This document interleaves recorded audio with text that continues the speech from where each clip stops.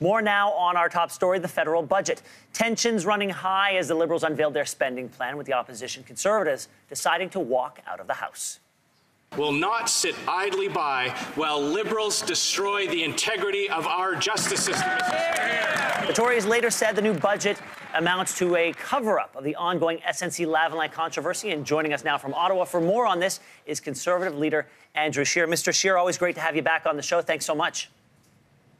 Good morning. Thanks for having me back. Now, it was hard to hear what Finance Minister Bill Morneau was saying. Got a little shouty in the House. So in the calm of the morning, tell me, what did you think about this budget? Well, I found it ironic that Liberals were complaining that it was difficult for Finance Minister Bill Morneau to speak when they are making it impossible for Jody Wilson-Raybould, the former Attorney General, to speak and complete her testimony. Yesterday's budget was a $41 billion cover-up budget.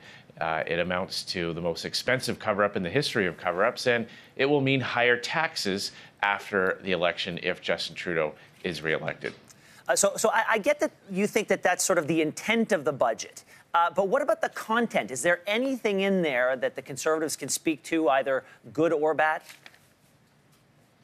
Well, the bad news for Canadians is that the deficit is continuing to grow. There is absolutely no plan to get back to balanced budgets.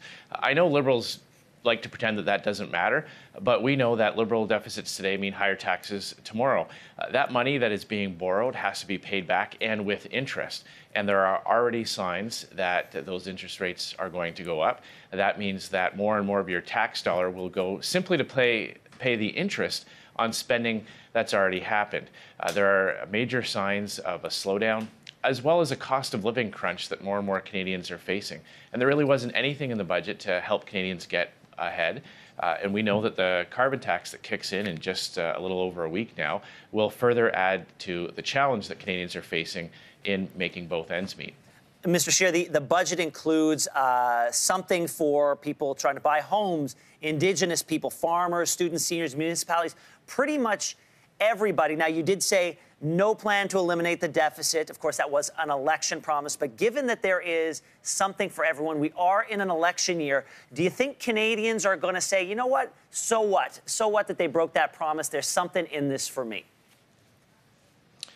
No, I don't believe Canadians will think that at all. In fact, I believe Canadians see right through it. A desperate attempt to throw money around on the eve of an election, with an election just around the corner, in the middle of the most serious scandal in Canadian history when it comes to an unprecedented attack on our rule of law, on our justice system.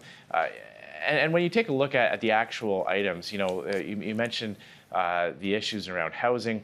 Housing affordability is a major issue, and the Liberals have pushed the dream of home ownership further and further away from young people who are starting out, making it more difficult to qualify for mortgages, to own those homes, and now they have to borrow money to in any way address that. So that's not a responsible plan. Canadians see right through that, and they know that this is an attempt to distract from the ongoing crisis. Look, Justin Trudeau has lost 2 cabinet ministers. He's lost his principal advisor. The clerk of the Privy Council has had to resign. And now, in the midst of all that, they've shut down the only public investigation.